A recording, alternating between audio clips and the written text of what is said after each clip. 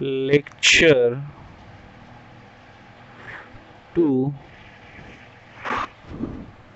Lecture 2 of Journal.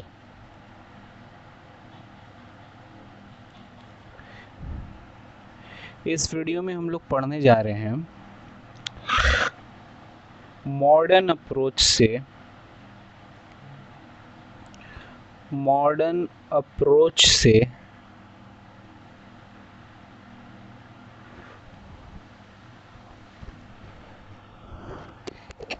Accounts के classification क्या है मॉडर्न अप्रोच से, ये हम लोग पढ़ेंगे इस वीडियो में। और क्लासिफिकेशन ऑफ अकाउंट्स कितने हैं मॉडर्न अप्रोच के हिसाब से,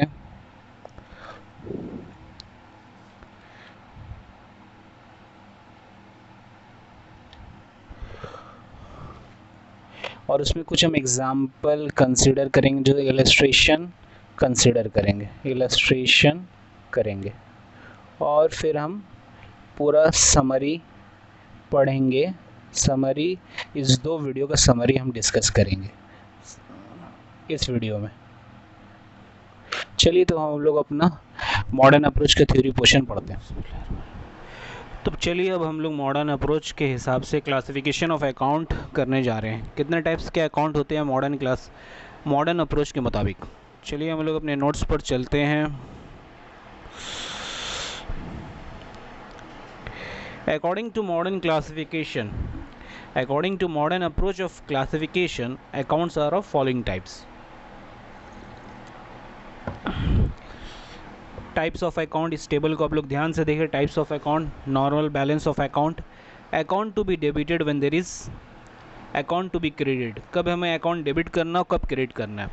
टाइप्स ऑफ अकाउंट्स देख लें। पहले हम लोग पढ़े थे ट्रेडिशनल अप्रोच के मुताबिक अकाउंट्स 3 तरह के होते हैं, मगर मॉडर्न अप्रोच के मुताबिक अकाउंट्स 6 टाइप्स होते हैं। 1 2 3 4 5 6। Asset account, liabilities account, capital account, revenue account, expenditure account और ड्राइंग अकाउंट। एसेट अकाउंट आप लोग समझ गए, जो भी प्रॉपर्टीज़ होगा और एसेट्स होगा बिजनेस का, वो एसेट अकाउंट में जाएगा। यानी एग्जांपल के तौर पर प्लांट एंड मशीनरी और land and building, tools and equipment, ये सब हमारा एसेट है। डेटर्स हमारा एसेट है, ये सब एसेट अकाउंट में जाएगा। लाइबिलिटीज़ अकाउंट क्या होता है? लाइबिलिटीज़ अकाउंट सेकंड टाइप, यानी जो बिज़नेस का बकाया है उसको लाइबिलिटी बोलते हैं। जिस तरह हमें सप्लायर को पेमेंट देना तो क्रेडिटर्स हमारा लाइबिलिटी हुआ। आउटस्टैंडिंग कुछ एक्सपेंसेस है तो वो हमारा लाइबिलिटी हुआ। किसी भी बिजनेस रिलेटेड कोई भी हमारा लाइबिलिटी, वो सब इसमें लाइबिलिटीज़ अकाउंट में जाएगा। कैपिटल अकाउंट से तो आप समझ ही गए हैं, जो बिजनेस ओनर जो कैपिटल बिजनेस में इन्वेस्ट करता है वो कैपिटल होता है। रेवेन्यू अकाउंट, कोई भी इनकम हमारा जो होगा, इनकम से रिलेटेड कोई भी आइटम हमारा होगा, चाहे वो सेल्स हो, कमीशन हो, इंटरेस्ट हो, कुछ भी हमारा इनकम से रिलेटेड आइटम होगा वो रेवेन्यू अकाउंट में जाएगा। 5वां है एक्सपेंडिचर अकाउंट, सारे एक्सपेंसेस जो है वो एक्सपेंडिचर अकाउंट में जाएंगे। 6वां है ड्राइंग अकाउंट। ड्राइंग अकाउंट हम समझ गए, एकदम ईजी है, कैपिटल का ऑपोजिट। यानी जब भी बिजनेस ओनर कुछ बिजनेस से विड्रॉ करता है वो ड्राइंग अकाउंट में जाता है। तो ये बहुत ही इंटरेस्टिंग है। ट्रेडिशनल अप्रोच से ही हमारा पूरा सम्स बन जाएगा, हम लोग ट्रेडिशनल अप्रोच से ही सम्स बनाएंगे, मगर जानकारी के लिए और हमारा कंसेप्ट का स्ट्रांग होने के लिए हमें मॉडर्न अप्रोच भी आना चाहिए, और मॉडर्न अप्रोच से भी सम्स बन जाता है। कोई भी आप एक कंसेप्ट फॉलो करके पूरा सम्स बना सकते हैं। तो नॉलेज होना हमारे लिए ज़रूरी है इस कंसेप्ट का भी। तो इसमें अब हमें क्या देखना है, जब हम एसेट आइडेंटिफाई कर लेंगे आइटम को कि वो कौन से अकाउंट से रिलेटेड है, या वो एसेट है या लाइबिलिटी है या कैपिटल है या रेवेन्यू है या एक्सपेंडिचर है या ड्राइंग से, उसके बाद हमें जानना है कि इन 6 आइटम्स जो है अकाउंट, ये 6 तरह के जो अकाउंट है इनका नॉर्मल बैलेंस क्या होता है। नॉर्मल बैलेंस क्या होता है? देखिए, एसेट अकाउंट का नॉर्मल बैलेंस डेबिट होता है हमेशा, क्योंकि एसेट हमारा प्रॉपर्टी है और उसका बैलेंस डेबिट होता है। तब उसका इफेक्ट क्या होगा? जब भी एसेट अकाउंट से रिलेटेड कोई आइटम होगा तो उसको हम डेबिट और क्रेडिट कैसे करेंगे। ट्रेडिशनल अप्रोच में तो हम लोग गोल्डन रूल फॉलो करते थे, जिसमें बताया गया था पर्सनल अकाउंट होगा तो debit the receiver, credit the giver. अगर रियल अकाउंट होगा तो debit what comes in, credit what goes out. और अगर नॉमिनल अकाउंट होगा तो debit all expenses and losses, credit all gains और इनकम। इसी तरह अब यहाँ 6 तरह के अकाउंट में हमें कब डेबिट करना और कब क्रेडिट करना ये हमें जानना है। इसका रूल इसी टेबल में दिया हुआ है। तो सबसे पहले हमें देखना है एसेट अकाउंट का नॉर्मल बैलेंस क्या है। नॉर्मल बैलेंस डेबिट होता है एसेट अकाउंट का, हमेशा याद रखिएगा। अब हमें देखना है कि उस ट्रांजैक्शन के इफेक्ट से हमारा एसेट इंक्रीज़ हो रहा है या डिक्रीज़ हो रहा है। अगर इंक्रीज़ हो रहा है तो डेबिट करेंगे और अगर डिक्रीज़ हो रहा है तो क्रेडिट करेंगे। Simple rule. थर्ड कॉलम में आप लोग देखेंगे, अगर इंक्रीज़ हो रहा है तो वो डेबिट हो रहा है, अगर वो डिक्रीज़ हो रहा है तो वो क्रेडिट हो रहा है। ये फंड है, ये रूल है। लाइबिलिटीज़ का नॉर्मल बैलेंस हमारा क्रेडिट होता है। अगर लाइबिलिटीज़ हमारा डिक्रीज़ हो रहा है तो डेबिट करेंगे और अगर इंक्रीज़ हो रहा है तो क्रेडिट करेंगे। तीसरा हमारा आइटम है कैपिटल अकाउंट। अगर कैपिटल अकाउंट का नॉर्मल बैलेंस क्या है, क्रेडिट है। हमेशा याद रखना कैपिटल अकाउंट का नॉर्मल बैलेंस क्रेडिट है। तो जब डिक्रीज़ होगा तो हम डेबिट करेंगे और जब इंक्रीज़ होगा तो क्रेडिट करेंगे। चौथा है हमारा रेवेन्यू अकाउंट। रेवेन्यू अकाउंट से रिलेटेड जो भी आइटम होगा उसका नॉर्मल बैलेंस क्रेडिट होता है और जब भी वो डिक्रीज़ होगा तो हम उसे डेबिट करेंगे और जब भी इंक्रीज़ होगा तो क्रेडिट करेंगे। एक्सपेंडिचर अकाउंट का नॉर्मल बैलेंस डेबिट होता है, तो जब भी इंक्रीज़ होगा तो हम डेबिट करेंगे और जब भी डिक्रीज़ होगा हम क्रेडिट करेंगे। ड्राइंग अकाउंट का नॉर्मल बैलेंस डेबिट होता है, तो जब भी इंक्रीज़ होगा हम डेबिट करेंगे और जब भी डिक्रीज़ होगा हम क्रेडिट करेंगे। तो ये 6 तरह के अकाउंट्स आपको याद होने चाहिए। Asset account, liabilities account, capital account, revenue account, expenditure account and drawing account. और इनका नॉर्मल बैलेंस हमें याद होना चाहिए कि एसेट का नॉर्मल बैलेंस डेबिट होता है, लाइबिलिटीज़ का नॉर्मल बैलेंस क्रेडिट होता है, कैपिटल अकाउंट का नॉर्मल बैलेंस क्रेडिट होता है, रेवेन्यू अकाउंट का नॉर्मल बैलेंस क्रेडिट होता है, एक्सपेंडिचर अकाउंट का नॉर्मल बैलेंस डेबिट होता है, ड्राइंग अकाउंट का नॉर्मल बैलेंस डेबिट होता है। अब एक बात यहाँ अगर आप समझ लें, अगर आपको नॉर्मल बैलेंस याद है और टाइप्स ऑफ अकाउंट याद है तो आप इजीली डेबिट और क्रेडिट का रूल खुद से ही निकाल सकते हैं। देखिए एसेट अकाउंट का नॉर्मल बैलेंस डेबिट होता है, ठीक है। नॉर्मल बैलेंस क्या होता है, डेबिट होता है। तो जब भी इंक्रीज़ होगा तो वो डेबिट होगा, हमेशा याद रखिएगा। नॉर्मल बैलेंस जिसका जो है डेबिट या क्रेडिट, अकाउंट्स एसेट अकाउंट का नॉर्मल बैलेंस डेबिट है तो जब भी इंक्रीज़ होगा तो डेबिट होगा और जब भी डिक्रीज़ होगा तो उसका उल्टा क्रेडिट होगा। इसी तरह देखिए लाइबिलिटी अकाउंट का नॉर्मल बैलेंस क्रेडिट है मगर एसेट अकाउंट में नॉर्मल बैलेंस उसका डेबिट था, तो यहाँ पे जब भी इन नॉर्मल बैलेंस क्रेडिट है तो हमेशा याद रखिएगा नॉर्मल बैलेंस जो है तो जब भी ट्रांजैक्शन में वो इंक्रीज़ होगा तो वो नॉर्मल बैलेंस की तरफ जाएगा। तो यहाँ देखिए लाइबिलिटीज़ अकाउंट का नॉर्मल बैलेंस क्रेडिट है तो जब भी इंक्रीज़ होगा वो क्रेडिट होगा और जब भी डिक्रीज़ होगा उसका ऑपोजिट होगा नॉर्मल बैलेंस का। इसी तरह एसेट अकाउंट में देखिए नॉर्मल बैलेंस डेबिट है तो जब भी इंक्रीज़ होगा तो वो डेबिट होगा और जब भी डिक्रीज़ होगा तो वो उसका उल्टा क्रेडिट होगा, आप रूल में देख सकते हैं। इसी तरह कैपिटल अकाउंट का नॉर्मल बैलेंस क्या है, क्रेडिट है। क्यों होता है क्रेडिट, क्योंकि वो लाइबिलिटी होता है बिजनेस का, इसीलिए क्रेडिट होता है। और एसेट अकाउंट का नॉर्मल बैलेंस डेबिट क्यों होता है, क्योंकि वो संपत्ति होता है बिजनेस का संपत्ति होता है तो इसीलिए वो डेबिट होता है। तो अब इसमें देखिए कैपिटल अकाउंट का नॉर्मल बैलेंस क्रेडिट है, तो आप बताइए कि अगर इंक्रीज़ होगा तो क्या होगा।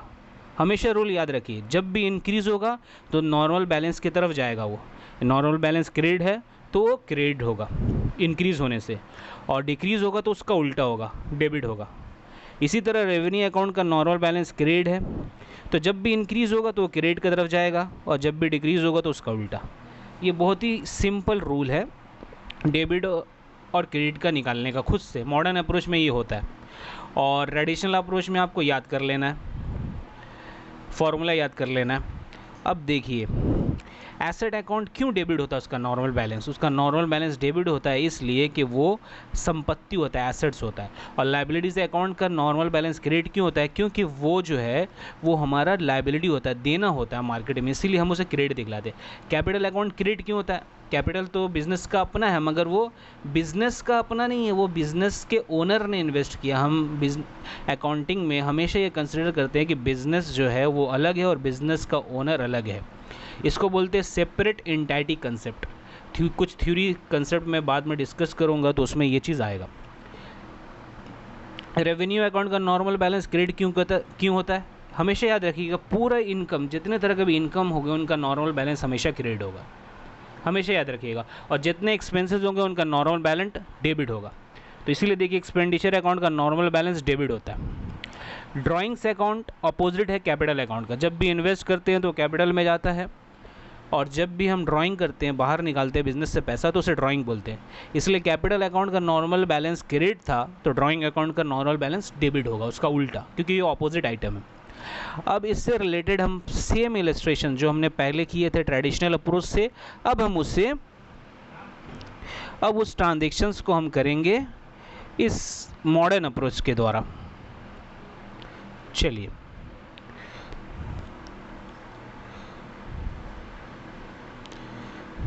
तो पहला ट्रांजैक्शन था, उसमें बैंक के ज़रिए से वो कैपिटल इंट्रोड्यूस कर रहा है 50 लाख का।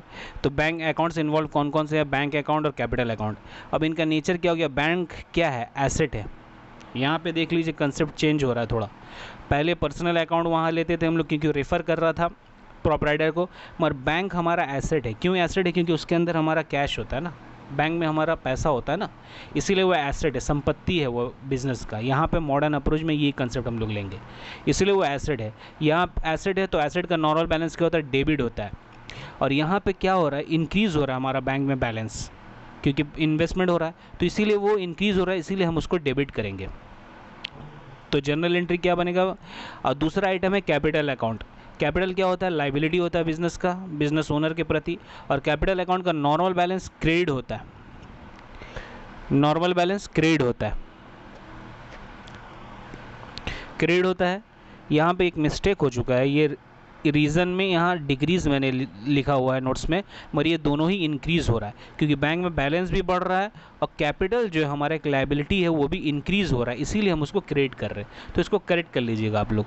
क्रेडिट डिक्रीज़ नहीं हो रहा है, ये इंक्रीज़ होगा, क्योंकि बिजनेस का लाइबिलिटी भी इंक्रीज़ हो रहा है। पहले लाइबिलिटी कुछ नहीं था, अब इंक्रीज़ होके वो हो गया, इसलिए इस एंट्री में क्रेडिट होगा कैपिटल अकाउंट। तो जनरल एंट्री क्या होगा? Bank account debit to capital account, जिस तरह हमने पहले किया था मॉडर्न अप्रोच में। देखिए, पहले एंट्री किया था bank account debit to capital account traditional approach में, सॉरी। अब हम सेकंड ट्रांजैक्शन को देखते हैं, wages and salary. Second transaction में वेजेस एंड सैलरी अकाउंट है और बैंक अकाउंट इन्वॉल्व है। तो वेजेस एंड सैलरीज क्या है? एक्सपेंस है, और बैंक क्या है? एसेट है। तो एक्सपेंडिचर अकाउंट होगा wages and salary. Expenditure account का नॉर्मल बैलेंस क्या होता है? हमेशा याद रखना है, डेबिट होता है एक्सपेंसेस का नॉर्मल बैलेंस, और रेवेन्यू का नॉर्मल बैलेंस क्रेडिट होता है। यहाँ पे हमारा एक्सपेंसेस क्या हो रहा है? एक्सपेंसेस हमारा इंक्रीज़ हो रहा है, हम पेमेंट कर रहे हैं ना एक्सपेंसेस, तो हमारा जो इंक्रीज़ हो रहा है एक्सपेंसेस, खर्चा जो बढ़ रहा है,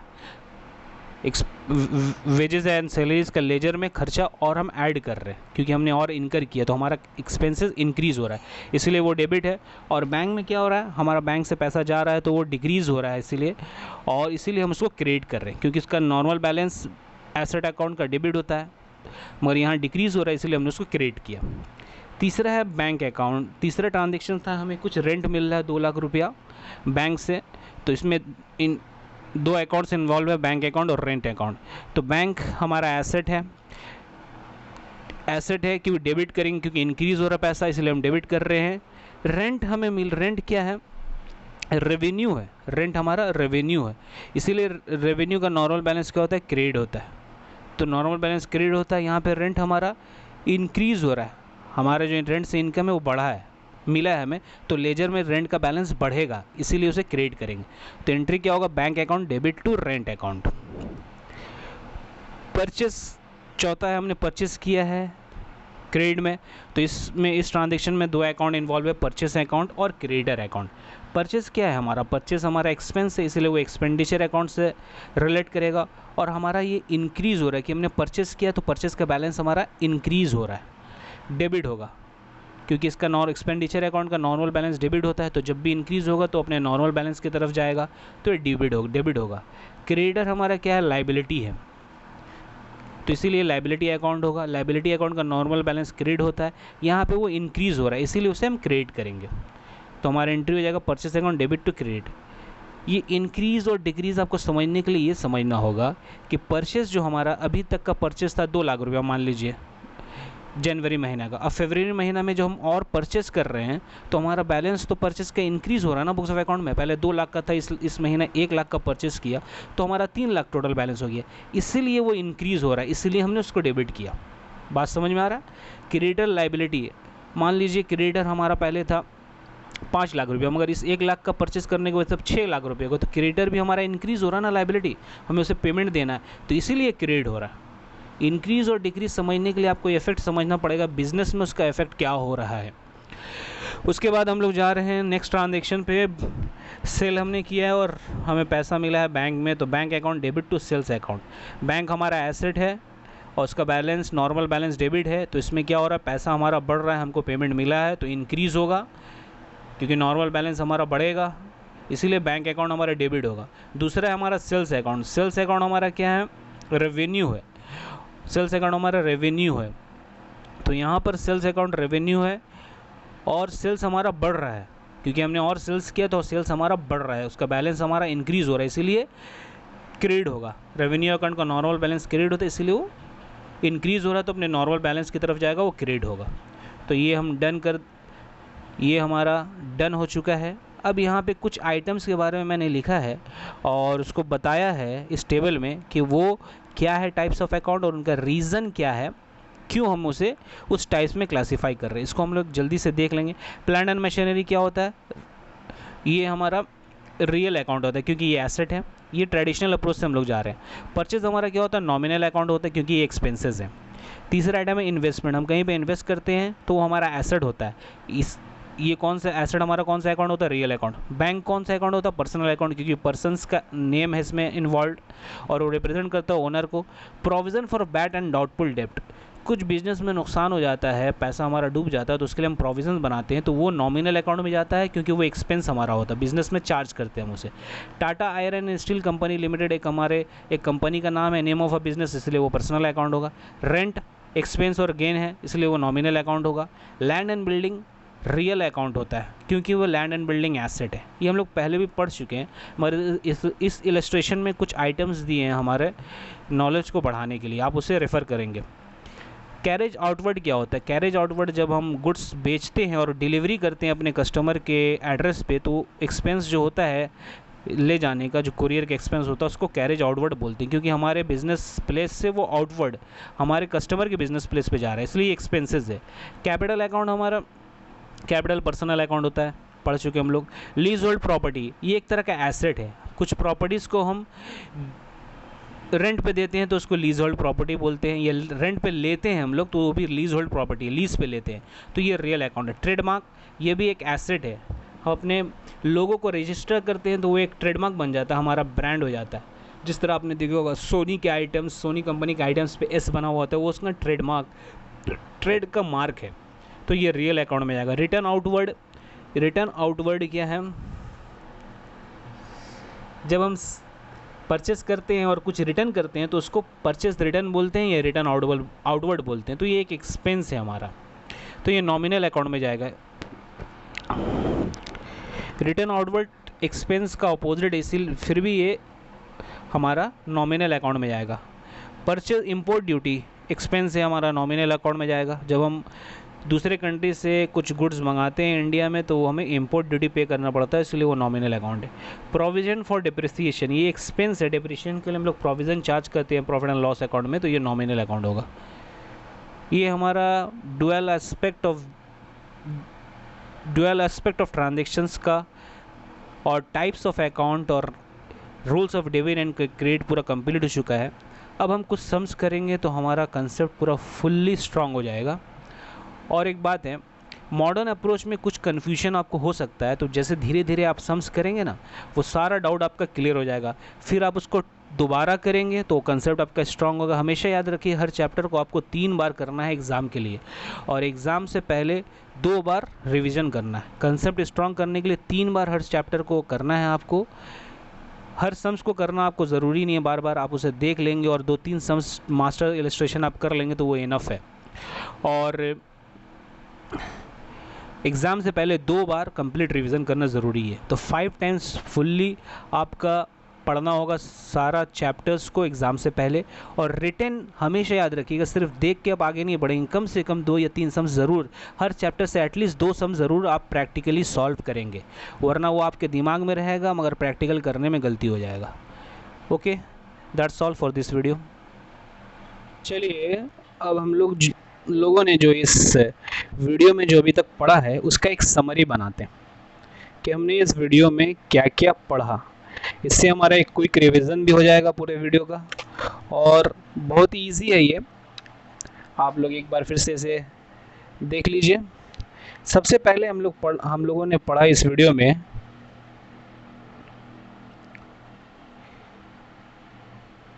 डबल एंट्री सिस्टम के बारे में।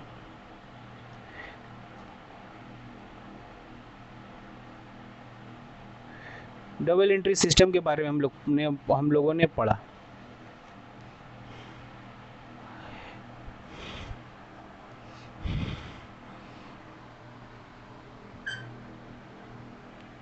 तो डबल एंट्री सिस्टम में हम लोगों ने क्या पढ़ा? डबल एंट्री सिस्टम में हम लोगों ने पढ़ा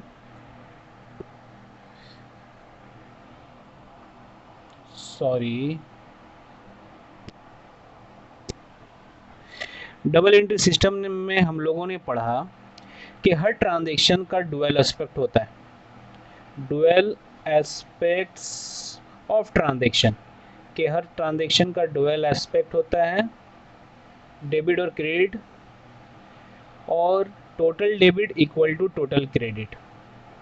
टोटल डेबिट का जो बैलेंस होगा वो हमेशा इक्वल टू टोटल क्रेडिट होगा। ठीक है, ये 2 चीज़ हम लोगों ने पढ़ा कि हर ट्रांजैक्शन में डुअल इफेक्ट होता है हर ट्रांजैक्शन का, और total debit equal to total credit होता है। दूसरा चीज़ हम लोगों ने पढ़ा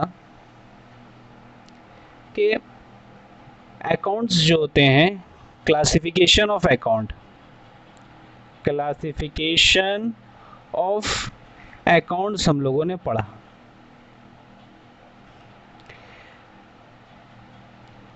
ट्रेडिशनल अप्रोच से और मॉडर्न अप्रोच से। ट्रेडिशनल अप्रोच के मुताबिक 3 तरह के अकाउंट होते हैं। पर्सनल अकाउंट, दूसरा रियल अकाउंट, तीसरा नॉमिनल अकाउंट। मॉडर्न अप्रोच के मुताबिक 6 तरह के अकाउंट होते हैं। पहला एसेट अकाउंट, दूसरा लायबिलिटी अकाउंट, तीसरा कैपिटल अकाउंट, चौथा रेवेन्यू अकाउंट, पांचवा एक्सपेंस अकाउंट, और छठा ड्राइंग्स अकाउंट। हमने जाना personal account, name of business होगा या नेम ऑफ पर्सन होगा वो पर्सनल अकाउंट में जाएगा। रियल अकाउंट में सारे एसेट्स जितने होंगे बिजनेस के, जायदाद और संपत्ति, वो सब रियल अकाउंट में आएगा। नॉमिनल अकाउंट में क्या आएंगे? जितने भी items related to expense, losses, income और गेन, वो सारे नॉमिनल अकाउंट में जाएंगे। और मॉडर्न अप्रोच के मुताबिक एसेट, सारे संपत्ति और जायदाद जो एसेट अकाउंट से है, लायबिलिटी जो हमारा बकाया है, कैपिटल जो हम इंट्रोड्यूस करते हैं बिजनेस में, इन्वेस्ट करते हैं, रेवेन्यू जितने तरह की इनकम है वो रेवेन्यू अकाउंट में जाएगा, एक्सपेंस सारे एक्सपेंसेस से रिलेटेड आइटम है वो एक्सपेंस अकाउंट में जाएंगे, ड्राइंग्स जब भी हम बिजनेस से ड्राइंग्स करते हैं उससे रिलेटेड जो भी आइटम होगा वो ड्राइंग्स अकाउंट में जाएगा। तो दूसरी चीज़ हमने ये पढ़ा। तीसरी चीज़ हमने पढ़ा रूल्स फॉर, तीसरी चीज़ जो हमने पढ़ा rules for debit and credit. Traditional approach में हम लोग क्या करेंगे? ट्रेडिशनल अप्रोच में हम लोग गोल्डन रूल को याद करेंगे और उसके मुताबिक ट्रीटमेंट करेंगे। और मॉडर्न अप्रोच में हम ये देखेंगे कि इंक्रीज हो रहा है या डिक्रीज हो रहा है बैलेंस। ट्रांजैक्शन में इंक्रीज हो रहा है आइटम का बैलेंस या डिक्रीज हो रहा है। अगर इंक्रीज हो रहा है तो नॉर्मल बैलेंस की तरफ जाएगा हमारा। नॉर्मल बैलेंस अगर डेबिट होगा तो हम लोग डेबिट करेंगे, और अगर क्रेडिट होगा तो हम लोग क्रेडिट करेंगे। और अगर डिक्रीज हो रहा है तो ऑपोजिट ऑफ नॉर्मल बैलेंस। तो ये सारी चीज़ें हमने इस वीडियो में सीखा। ये हमारा समरी है। अब हम कुछ इलस्ट्रेशन सॉल्व करेंगे और हमारा कंसेप्ट को स्ट्रॉन्ग करेंगे। प्रैक्टिकल इलस्ट्रेशन को सॉल्व करेंगे और एक में प्रैक्टिकली आपको एक सारे जो जर्नल एंट्री उसका जर्नल है प्रैक्टिकली मैं एक बार कॉपी में भी समझाऊंगा इस नेक्स्ट वीडियो में। और उसके बाद हम लोग 3-4 सम्स करेंगे और 1-2 मास्टर इलस्ट्रेशन करेंगे, जिससे मास्टर इलस्ट्रेशन अगर आप 1-2 बार पूरे चैप्टर को रिवाइज करने के लिए अगर एक सम्स भी आप मास्टर इलस्ट्रेशन का कर लेते हैं तो आपका पूरा चैप्टर रिवाइज हो जाएगा इससे।